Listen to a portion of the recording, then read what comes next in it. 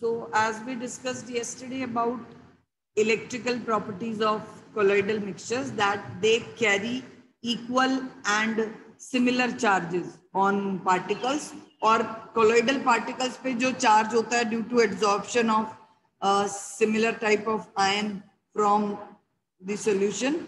अब obviously second layer जो होती है that will be present in dispersion medium. तो dispersion medium हमेशा उससे oppositely charged रहेगा. Now suppose if a colloidal mixture is taken in a such kind of U tube, as you can see there. This is a kind of glass U tube in which high electric potential is applied, and you can see that these oppositely charged electrodes are present here. And when colloidal solution is passed through this external electric field, then actually what happened, because particles being colloidal particles पे भी suppose positively charged colloid is being taken, तो उसके जो positively charged particles हैं colloidal dispersed phase के, they will migrate towards anode and dispersion medium opposite तरफ चला जाएगा. और अगर negatively charged colloidal solution आपने लिया है, then particles of dispersed phase will migrate towards positively charged electrode, that is cathode, and dispersion medium which is negatively charged will migrate towards anode, that is negatively charged. ठीक है, तो इस तरह से दोनों चीजें जब अलग हो गई, that process by which particles of dispersion medium and dispersed phase can be separated out, तो ये colloid precipitate out हो जाता है. अदरवाइज इसको अगर हम जस्ट ये चेक करने के लिए करते हैं कि whether colloids are मतलब how you can prove that colloids are electrically charged, then we can show the movement of particles by applying electric field, and this process by which particles of colloidal solution migrate towards oppositely charged electrode under an external electric field.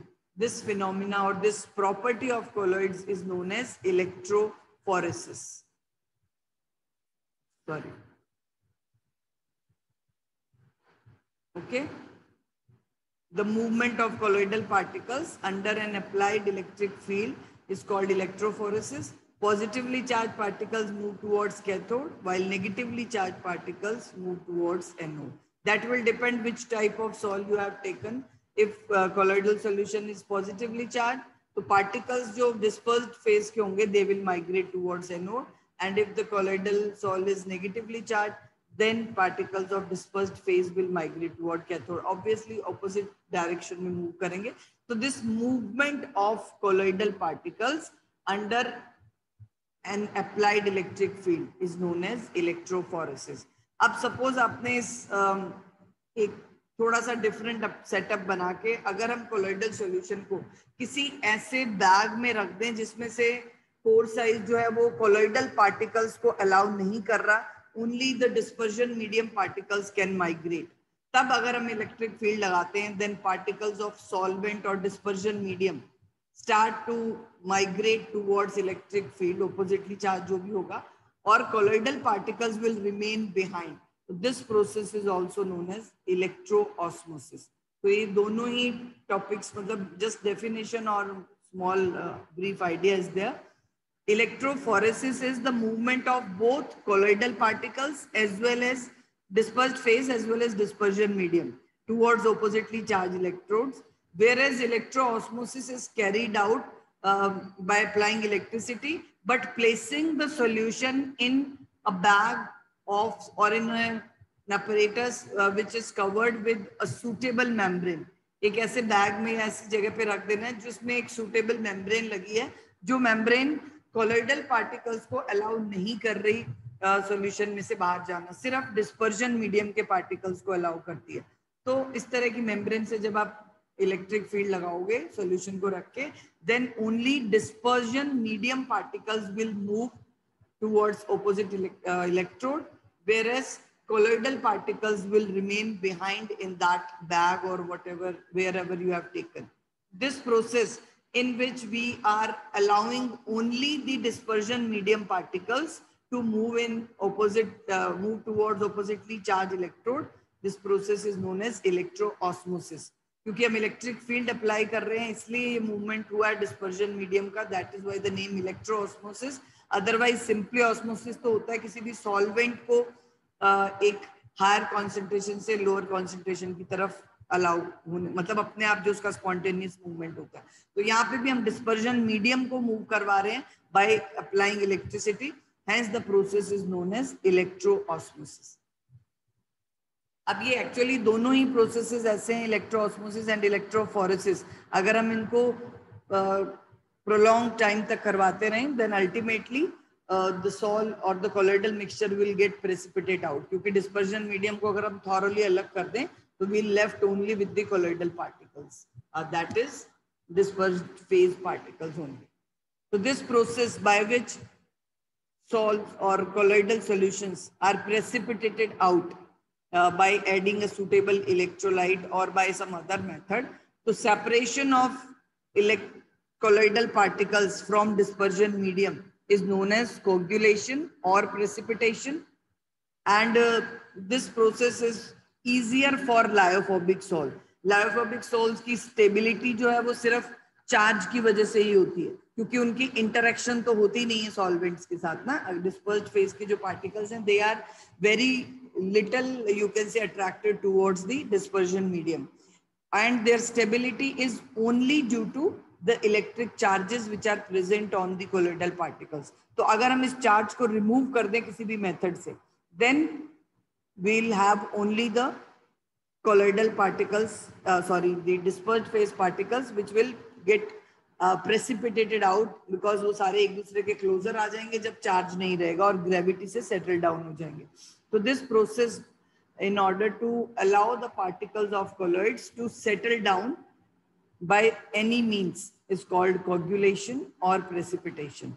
और सबसे simple method जो है इसका that is by addition of electrolyte, ठीक है। तो ये methods by which we can precipitate out lyophobic salts, because it is easier to coagulate lyophobic salts as compared to lyophilic, क्योंकि lyophilic में आपको चार्ज तो रिमूव करना ही है, साथ साथ सॉल्वेंट और सोल्यूट का इंटरैक्शन भी कम करना है। तो that precipitation is rather more difficult as compared to the precipitation of these lyophobic salts. So these are the methods to coagulate lyophobic salts. Firstly by electrophoresis, को भी बताया मैंने कि दोनों oppositely charged particles हैं dispersed phase और dispersion medium के, तो during an external applied electric field they will migrate towards oppositely charged electrodes, and finally both will get separate out and colloidal solution will get precipitate out. Secondly, by mixing two oppositely charged salts, एक positively charge colloidal solution को अगर हम एक negatively charge colloidal solution के साथ mix कर दें तो they will mutually precipitate out, ठीक है। तो that process is known as mutual coagulation, ठीक है। तो इट डिपेंड्स कि ऑलमोस्ट इनको प्रोपोर्शन सेम होना चाहिए, दैट टाइम दे, अगर सपोज मोलर हमें देख रहे हैं या फिर उनके इक्विवेलेंट्स के केस में मतलब इस तरह का हो कि वो कंप्लीट न्यूट्रलाइज कर सकें, that will depend on the charge, कितना वैलेंसी है उस पर्टिकुलर आयन की which is getting absorbed on that particular colloidal particle.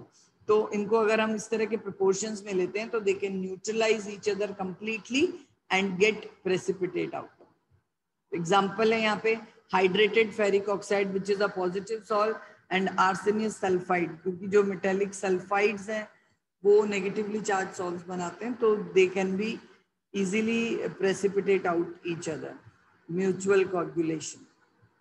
Third है बाय बॉइलिंग, टेम्परेचर चेंज पे भी डिपेंड करती है स्टेबिलिटी। अगर आप बहुत ज्यादा टेम्परेचर इंक्रीज कर देते हो तो particle sometimes can get precipitated out. Boiling करने पे जो एग है, एग में एक्चुअली जो एग एल्ब्यूमिन होता है वो एक कोलोइडल सॉल्यूशन की फॉर्म में होता है, तो व्हेन वी बॉयल एग तो ये प्रेसिपिटेट आउट हो जाता है सारा उसमें से प्रोटीन, इंटायर जो उसकी कॉम्पोजिशन है वो चेंज हो जाती है। तो boiling of egg is an example of coagulation of proteins in egg by changing the temperature, by increasing the temperature. Reason ये है कि जब आप टेम्परेचर इंक्रीज करते हो तो कोलिजन्स इंक्रीज हो जाते हैं पार्टिकल्स ऑफ डिस्पर्स्ड फेज और डिस्पर्जन मीडियम के बीच में, एंड इससे क्या होता है कि जब कोलिजन्स बढ़ जाएंगे तो चार्जेस जो हैं वो अल्टीमेटली वहां से डिसॉल्व होना स्टार्ट हो जाते हैं. That will help in formation of precipitate. मतलब एक बनाए हुए कॉलॉइड्स को वापस रिवर्स कर दो. That process is known as precipitation. By persistent dialysis, ये भी हमने जब डायलिसिस डिस्कस किया था देन ऑल्सो आई डिस्कस्ड कि अगर हम इस डायलिसिस को कॉन्टिन्यूसली कुछ आवर्स तक कैरी करवाते हैं तो देन यू कैन से जितने भी इलेक्ट्रोलाइट्स हैं उसमें जितना भी ट्रेसेस भी अगर प्रेजेंट है तो that entire removal of electrolyte will cause precipitation of colloids and it will get coagulate. By addition of electrolytes, this is actually the main method by which it can be coagulate. Any colloid solution can be coagulated by adding a small amount of electrolyte to it. थोड़ा amount तो उसको stability के लिए डाल रहे हैं, but उससे ज़्यादा कर दें तो that colloidal solution will get precipitate out. तो एक इलेक्ट्रोलाइट जो हम ऐड कर रहे हैं उसके ऊपर चार्ज कितना है ये डिपेंड मतलब हेल्प करता है. मतलब higher the charge on the ion which is helping to coagulate. For example एक पॉजिटिवली चार्ज सॉल है, ठीक है, उसको आपने कोगुलेट करना है तो you will add some electrolyte which has a high negative power of the ion. मतलब जैसे ये पॉजिटिवली चार्ज सोल्यूशन है, कोई आपके पास सपोज करो कि गोल्ड सॉल्व हो गया या फिर any metal hydroxide oxide sols are there, तो उनको कोगुलेट करवाने के लिए आपके पास ऑप्शंस हैं. आप ऐसा कोई कोलाइड डालो, जैसे इलेक्ट्रोलाइट डाला आपने, जैसे सपोज फेरिक क्लोराइड डाल दिया तो उसमें क्लोराइड, अब ऑब्वियसली पॉजिटिवली चार्ज सॉल्व को प्रेसिपिटेट आउट करेंगे उसके नेगेटिव चार्ज जो आपने इलेक्ट्रोलाइट्स डाले हैं, तो उसका नेगेटिव चार्ज की पावर ऐसी होनी चाहिए कि वो इजीली कोगुलेट कर पाए. तो उसमें क्या देखना है आपने, वैलेंसी मस्ट बी हायर. तो आपके पास ये variety of negatively charge ions यहाँ प्रेजेंट है. If you need to precipitate out a positively charge sol, तो you need to add that electrolyte which has high power of negative charge in that particular electrolyte. तो suppose if you have options, एक आपके पास KCl है, K2SO4 है, एक K3PO4 है, K4FeCN6 है. मतलब मैंने यहाँ पोटेशियम का चार्ज फिक्स रखा है, but here the negative charges are increased. तो आपको पॉजिटिव चार्ज को कोगुलेट करवाने के लिए वो इलेक्ट्रोलाइट सेलेक्ट करना है which has higher valency of anion, because cation is to be precipitated out. Okay, तो यहाँ पर आपको ये फेरोसाइनाइड आयन जो है that will have a higher coagulation power. इसको कोगुलेशन पावर कहते हैं कि कितनी वैलेंसी ज्यादा है वो उसका थोड़ा सा अमाउंट ही इजीली उसको कोगुलेट कर देगा. And this rule was given by Hardy and Schulze, and this rule is known as Hardy Schulze rule, and which states that greater the valency of the fluctuating ion. Fluctuation भी इसी process को कहते हैं कि अगर एक मिनिमम अमाउंट जो हम इलेक्ट्रोलाइट का ऐड करते हैं in order to bring about precipitation, that amount is known as, or that ion or that electrolyte is known as floculating ion, और इस प्रोसेस को हम फ्लक्चुएशन भी कह सकते हैं. तो प्रेसिपिटेशन, फ्लक्चुएशन एंड कोगुलेशन तीनों टर्म्स का एक ही मीनिंग है. फ्लक्चुएशन एक्चुअली तब यूज करते हैं जब हम बहुत उतना ही मिनिमम अमाउंट डाल रहे हैं जिससे वो प्रेसिपिटेट आउट हो जाए.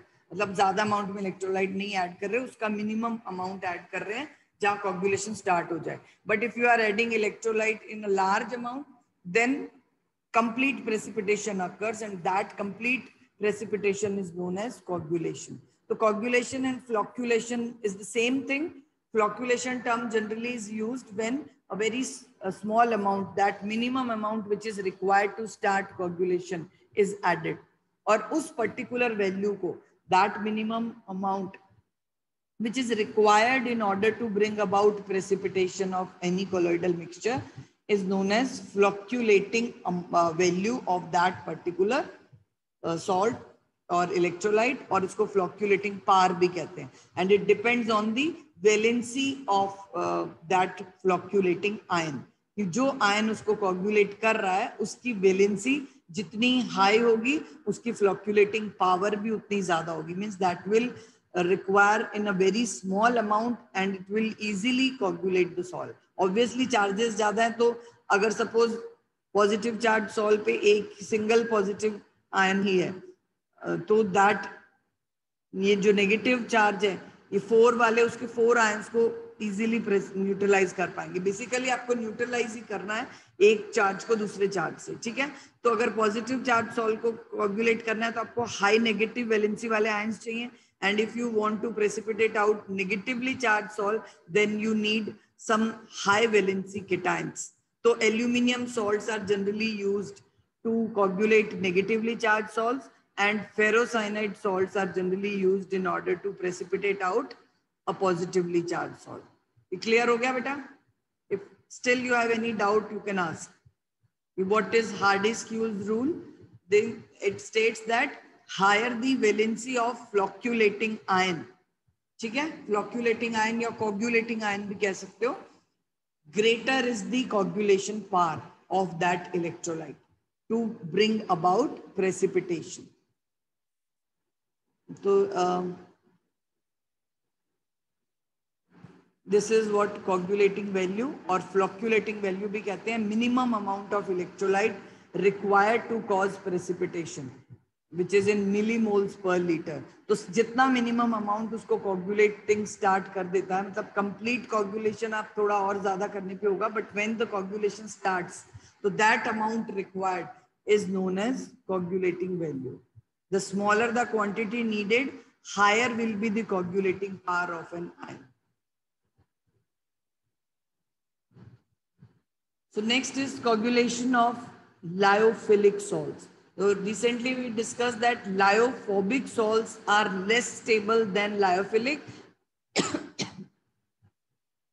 because lyophobic salts की जो stability है that is only due to one factor, that is the charge carried by colloidal particles, whereas lyophilic salts, lyophilic means interaction बहुत ज्यादा है dispersion phase और dispersion medium का, तो आपको charges के साथ साथ ये interaction भी तोड़ना है, then only you can coagulate lyophilic salts. So in order to bring about coagulation of lyophilic salt, we need to means carry out two processes. Firstly, we need to reduce the interaction between this dispersed phase and dispersion medium, which is carried out by adding a suitable solvent, और उसके बाद हम फिर उसमें electrolyte add करेंगे. मतलब addition of electrolyte तो करना ही है, बट उससे पहले आपको एक सुटेबल सॉल्वेंट ऐड करना है. फॉर एग्जांपल अगर कोई हाइड्रोफिलिक सॉल्ट्स है, मींस जो वाटर में बनाई गई सॉल्ट्स हैं जिनमें वाटर के साथ एफिनिटी बहुत ज्यादा है कोलोइडल पार्टिकल्स की, तो उनमें अगर हम ऐसे सॉल्वेंट ऐड कर दें जो नॉन पोलर है या मतलब जिनकी जो पोलैरिटी है, या आप उनको कह दो कि एक तरह के ऑर्गेनिक सॉल्वेंट्स उसमें ऐड कर दो, आप एसीटोन डाला, अल्कोहल डाला, तो जो एक इंटरेक्शन वाटर के साथ थी उस पर्टिकुलर, सपोज वो मेटेलिक या नॉन मेटेलिक ऐसा सॉलिड जो वाटर के साथ ही इंटरेक्ट कर सकते हैं पार्टिकल्स, अल्कोहल या एसीटोन के साथ नहीं कर सकते, तो in that case affinity will get decreased, and उस टाइम पे आप थोड़ा सा भी अगर इलेक्ट्रोलाइट ऐड कर देते हो, complete coagulation will take place. So this is how we can coagulate lyophilic salts, by reducing the interaction using a suitable solvent and then by adding an electrolyte. So two steps are required here in order to coagulate lyophilic salts. Clear about coagulation? Coagulation means precipitation of particles of dispersed phase from a colloidal solution, और removal of dispersion medium. You can से अगर आपने अलग कर दिया दोनों चीजों को, जो स्टेबिलिटी थी वो खत्म हो गई, अब कोलॉइड्स एक सस्पेंशन में कन्वर्ट हो गया, तो that process is known as precipitation और coagulation. And when this process is carried out by adding a minimum amount of electrolyte which is required to start coagulation, then that process is known as flocculation. ठीक है, क्योंकि हमारे पास और भी methods हैं coagulate करने की, तो फ्लोक्यूलेशन टर्म हम जनरली इलेक्ट्रोलाइट के एडिशन वाले मेथड में यूज करते हैं, बाकी मेथड्स के लिए नहीं. By heating you can also coagulate lyophobic salts. By mixing two differently charge salts you can mutually precipitate out each other, और बाय इलेक्ट्रोफोरेसिस और बाय इलेक्ट्रोऑस्मोसिस यू कैन कैरी और bring about coagulation of lyophobic salts, but lyophilic salts can be coagulated only when you reduce the interaction between dispersed phase and dispersion medium. Clear about this coagulation? It's a very, very important topic, and you need to learn at least 2-3 methods for lyophobic salt and lyophilic का ये reason पूछ लेते हैं why lyophilic salts are not so easy to coagulate, and what are the important factors to, you can say, care about during coagulation of lyophilic salt. These two factors you need to carry out when or these are the, you can say, affecting factors during coagulation of lyophilic salts. Any doubt? If any student is having, let me know. अगर ये term clear नहीं हुए, तभी आप बचपन से blood coagulation तो पढ़ते आ रहे हो, बट वो कोगुलेशन सिर्फ ब्लड के लिए ही नहीं है term, because blood is a colloidal solution and each and every type of colloidal solution is when become, you can से, डिस्टर्ब्ड, उसमें कोई भी ऐसे चेंजेस ले आए हम उसके स्टेबिलिटी में, तो वो सेपरेट हो जाएंगे दोनों phases, and that process is known as coagulation. तो blood can be coagulated by the help of platelets जो है हमारे ब्लड में, वो उसको कोगुलेट करते हैं जब कहीं पर कोई इंजरी या कट कुछ भी है. और अगर सपोज किसी पर्सन के ब्लड में इतना लाइक समटाइम्स ना ज्यादा इंजरीज वगैरह हो जाती है, हमारे पास एक फर्स्ट जो हम इसको फर्स्ट एड कहते हैं, सिंपल होम रेमेडी आप याद रख सकते हो कि फिटकरी एलम जो होता है, potash alum, that should be sprinkled over there, rub कर दो अगर उसके क्रिस्टल्स हैं तो, because potash alum has potassium aluminium sulphate in that ना, तो एल्यूमिनियम आयंस जो है they will bring about coagulation of blood which is a negatively charge salt. ठीक है, तो ब्लड को कोगुलेट,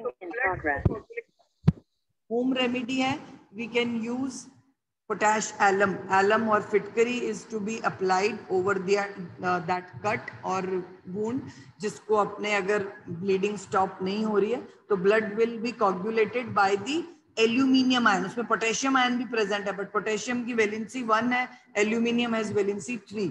तो aluminium ions are the main flocculating ion to bring about coagulation of blood. तो ये भी एक reasoning question है इस chapter में, why or when alum is you can say rubbed over a bleeding cut, then the blood clogs, or what happens when alum is rubbed over bleeding cut or injury whatever, then you need to mention alum contains aluminium ions and which has a high coagulation power or high flocculation power, and when blood being negatively charged salt gets easily precipitated out by the action of aluminium ion. Clear? So hence the coagulation of blood takes place and the bleeding stops. Clear? तो bleeding stop करने की एक ये home remedy है. Then next topic is protection of colloids.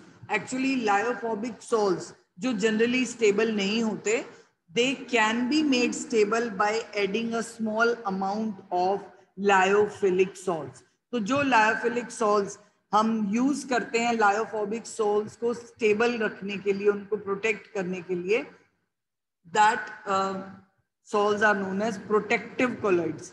उन colloids को हम protective colloids कहते हैं. जस्ट एक छोटा सा आपको नेम भी याद रखना. Actually this chapter has various terms, that is why I am using reading through NCERT. Actually पूरी एनसीईआरटी में बहुत सारी डिफरेंट टर्म्स आपको इस चैप्टर में मिल जाएंगे.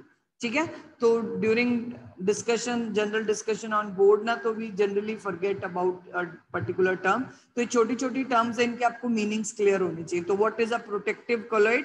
Protective colloid is a kind of lyophilic colloid which is used to protect lyophobic sol. Lyophobic sol को या लायोफोबिक कोलॉइड को स्टेबल करने के लिए उस पर थोड़ा सा उसमें एक अमाउंट लायोफिलिक सॉल का मिक्स कर देते हैं. लायोफिलिक सॉल क्या करता है, उन लायोफोबिक कोलॉइडल पार्टिकल्स के ऊपर एक प्रोटेक्टिव शीट बना देता है, और ये शीट जो है उनको प्रोटेक्ट करती है कोगुलेशन से. तो इजीली कोगुलेशन उनका नहीं हो पाता.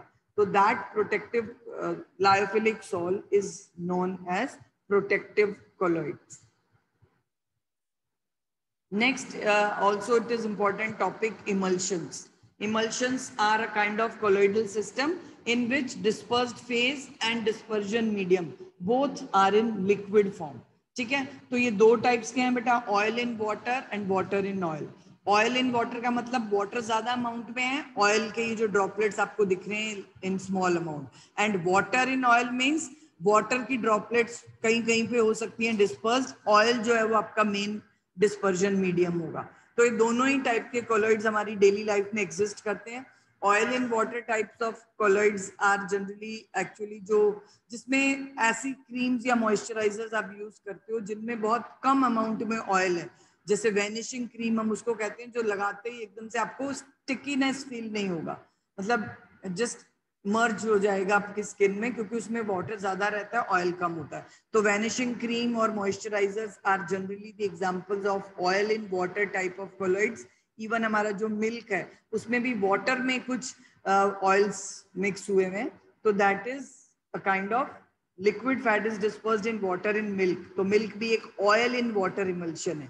और वाटर इन ऑयल इमल्शन में एग्जांपल्स आते हैं फिश कॉड लिवर ऑयल जो है, उसके कैप्सूल्स भी मार्केट में मिलते हैं, तो वो वाटर इन ऑयल टाइप का एक एग्जांपल है. कोल्ड क्रीम, कोल्ड क्रीम जो हम विंटर्स में यूज करते हैं कि स्किन हमारी थोड़ी ऑयली रहे, तो उसमें मेनली जो कंपोनेंट होता है वो ऑयल होता है. तो oil is in large amount, water is in small amount. तो these are examples of these two different types of emulsions. Emulsions जो है वो जनरली, बिकॉज आपको पता है बेटा ऑयल मिसिबल नहीं है वाटर में ना, तो ये इमल्शंस इतने ज्यादा स्टेबल नहीं होते, तो इनको स्टेबल करने के लिए इमल्सिफाइंग एजेंट्स ऐड किए जाते हैं.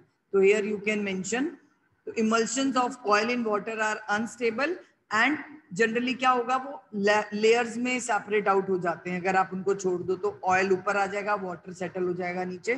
तो इनको स्टेबलाइज करने के लिए एक केमिकल ऐड करना है which is known as emulsifying agent.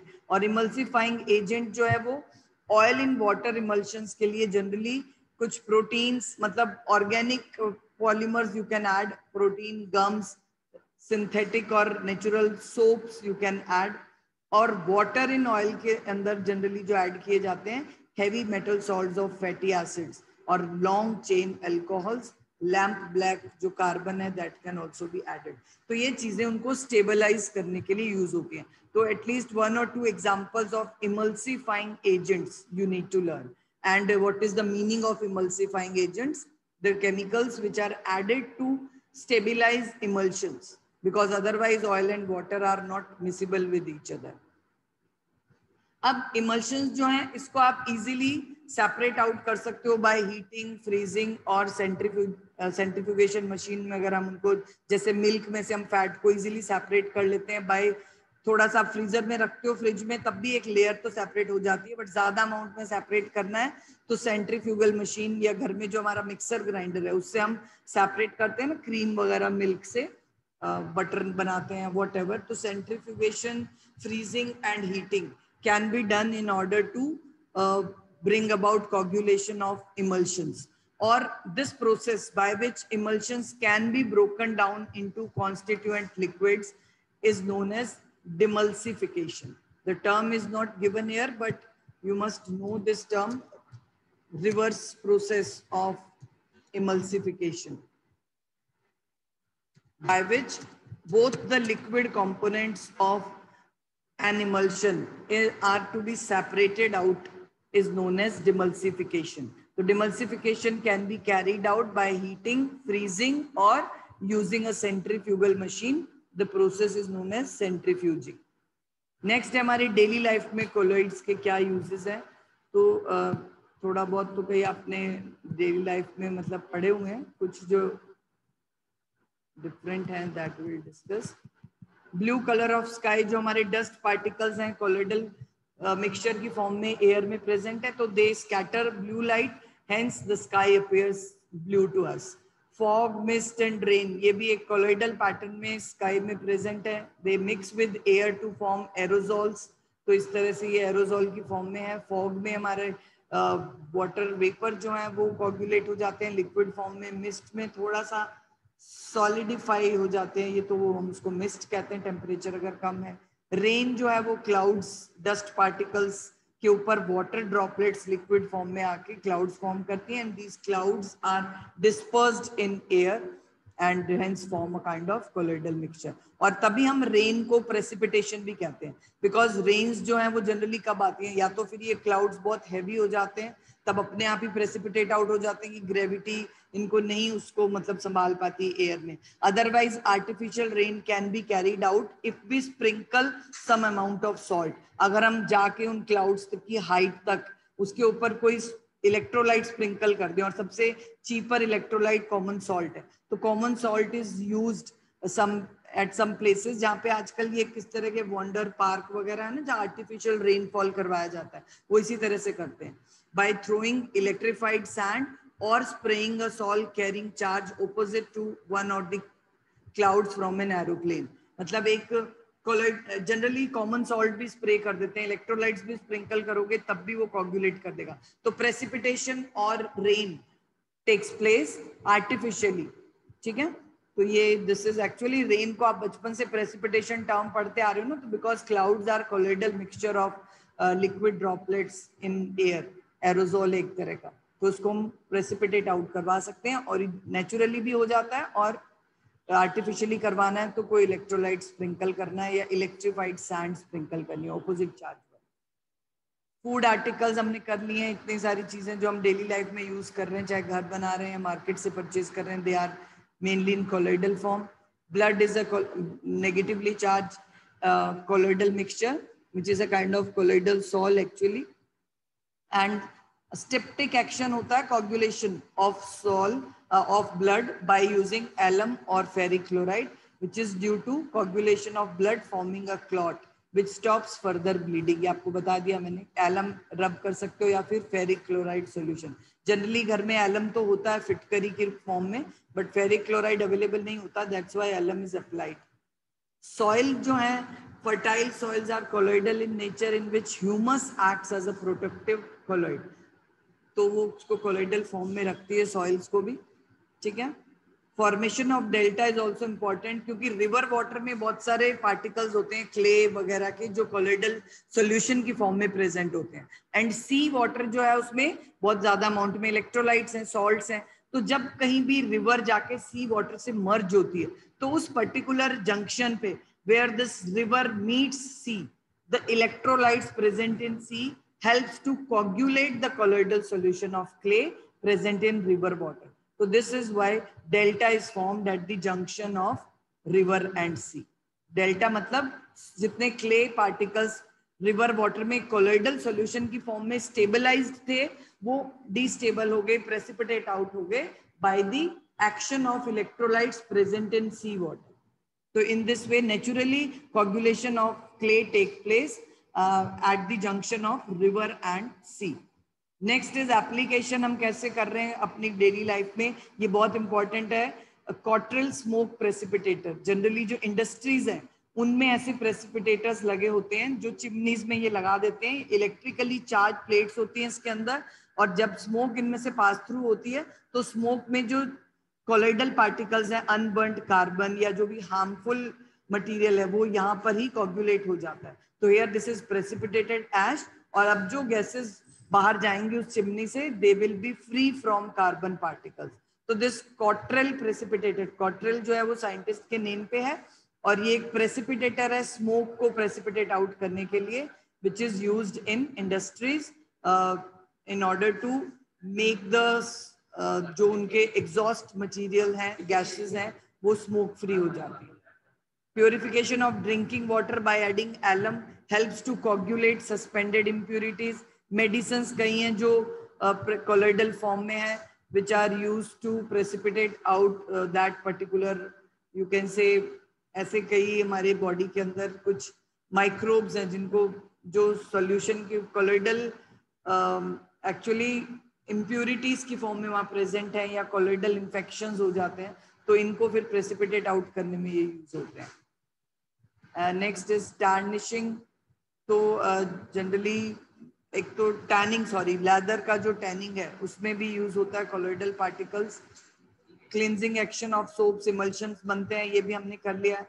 बाकी बेटा इतने इंपॉर्टेंट नहीं है, पढ़ लेना आप. मेन जो है